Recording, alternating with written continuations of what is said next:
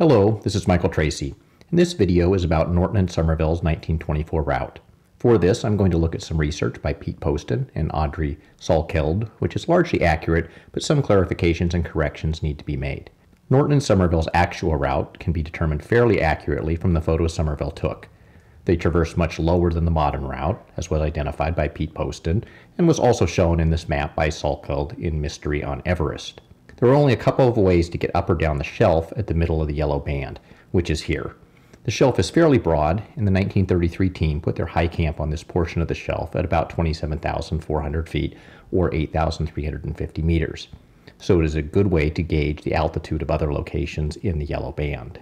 While we do not know exactly which way up the shelf Norton and Somervell took, the one identified by Salkeld is the most likely, as Frank Smythe describes Norton's route as taking him well below the location of the 1933 high camp, and lamented that he could not take it on his own return as he needed to check in at the high camp. It also approximates the 500 to 600 feet below the ridge traverse that Norton uses to describe his route, and that portion of the traverse is the only portion 500 to 600 feet below the ridge. For Norton and Somervell, it does not make too much of a difference, but I'll come back to looking at other possible routes in a video about Zhu Jing's sighting of a body in 1960 as he was descending from the base of the first step to a camp about 200 meters below modern high camp, and he would have to take one of those routes down. The next known point for Norton's route is this photo taken by Somervell of Norton sitting down. This was taken on the descent. As you can see, they are roped up, but Norton stated they used the same route for the descent as the ascent. As a note, Poston lists this altitude as 28,400, which is clearly a typo. Likely he meant 27,400, but it is probably too low, as 27,400 is the altitude of the 1933 high camp, which would be here. I placed this photo closer to 27,600 for the altitude scale I will use in this video, which would be about 27,550 on the 1924 scale. The reason for the difference is that on the upper mountain, the 1924 team measured altitudes based on a summit of 29,002 feet. As the summit was actually about 30 feet higher, their altitudes on the upper mountain are about 30 feet lower than those reported by modern systems, such as Google Earth Pro, which I will use extensively in this video. However, Google Earth is far from perfect and frequently gives incorrect altitudes on steep slopes or altitudes that vary depending on which year the image set is taken from. For this video, I am using Google Earth Pro to measure altitudes, angles of ascent, etc. However, because these are all taken from the same data set and I am measuring the differences between two altitudes from that same data set, the errors are minimized. However, in general, you cannot take an altitude reported by the 1924 team and use it in Google Earth Pro, as the altitudes will not match up. Many times they are close, but when comparing altitudes, you need to do an apples-to-apples comparison. And we can see this with Norton's high point, reported as 28,126 by the 1924 team and 28,155 in Google Earth Pro. Where this is important is in looking at Norton's route from where he left Somervell, which is recorded in this photo.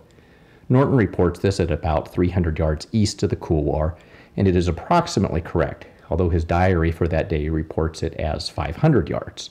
The photo places Somervell closer to 300 yards east, and likely Norton adjusted his distance after he saw the photo, as the 1924 expedition report was written well after they returned. Norton reported that he only gained an additional 100 feet in altitude in his 1-hour climb past this position. However, looking at this photo and his known high point, the altitude gain is much closer to 200 vertical feet. The problem was that Norton incorrectly thought he was at the top of the yellow band in this photo. As you can see in the caption, Norton notes the yellow band is marked by the snowfield in the middle of the photo, when in fact the top of the yellow band is about 100 vertical feet higher and is not visible in this photo. Norton states, "I followed the actual top edge of the band, which led to a slightly uphill angle into and across the big couloir. But to reach the ladder, I had to turn the ends of two pronounced buttresses which ran down the face of the mountain."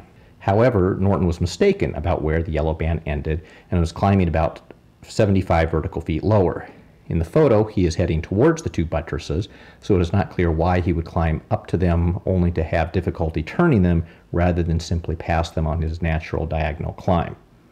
He is going diagonally upwards and eventually does reach the top of the yellow band and follows that out across the couloir.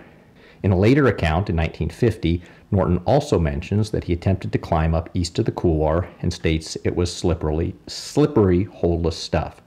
However, back in 1933, he did not mention this attempt, but rather told Smythe, "Norton has suggested the possibility of breaking through the lower of these two bands east of the Great Couloir and traversing along the slabs between it and the upper band until it is possible to break through the latter."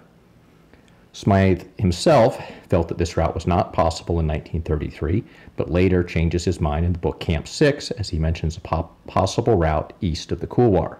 There was no visible break in it until the buttresses, where there was a gap, possibly the point reached by Norton in 1924, which might prove a feasible alternative to the subsidiary couloir. The subsidiary couloir is the small gully. I'll get into more of this analysis in the video of the zigzag route, but you can see that the route Salkeld used in Mystery on Everest is incorrect for the last portion of Norton's climb.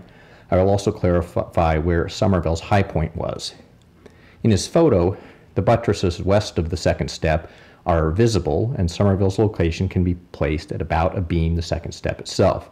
Later, when Norton is returning, he starts yelling to Somervell for assistance, and Somervell proceeds about 100 yards west to assist Norton with a rope. They then return to Camp 6 roped up the entire way. It is at the point where Somervell climbed up to meet Norton that he gathered the rocks, which is still inside the yellow band. Now, with Norton's route mapped out somewhat accurately, what can we say about the route?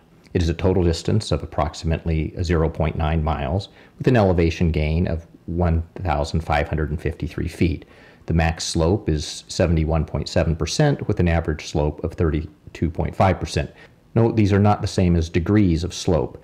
The max slope is 36 degrees and the average is 18 degrees. It should be noted that this is the slope of the route, not the slope of the mountain along the route. That is, if you traverse below a steep cliff and do not gain any altitude, Google Earth will show the slope is 0 degrees. Thus, as Norton traverses, the slope of the mountain is greater than what is reported here, but he is not going along the gradient of the mountain, thus the slope of his route is less. In general, the horizontal distances reported by Google Earth are accurate, but the vertical distances can be inaccurate and care has to be taken, especially when measuring shorter routes, as any small error has a greater impact on the slope. It is not so important here, but in the upcoming video on the zigzag route, it gets a little tricky. In terms of the descent, they descend the entire way to North Col, over 5,000 feet below, reaching the col at 9:30 p.m. Norton turned around at 1 p.m., so the total descent time is 8.5 hours. The total distance of their descent is about 3 miles and covers just over 5,000 vertical feet. The notion that Mallory and Irvin could not have descended the 4/5 of a mile from the summit to the ice axe location is simply not realistic. I will also briefly address the notion that Mallory would have climbed Norton's route because it was a known route. While this is an interesting theory, the ice axe and any of the 5 reported positions of the oxygen bottle are all significantly higher than Norton's route. Whether Mallory took Norton's route for the final 100 vertical feet that Norton climbed will be covered in the zigzag video, but the first 1,400 vertical feet of Norton's route were not climbed by Mallory, and that strongly undercuts the notion that Mallory would have taken a route simply because Norton had climbed it a couple days earlier.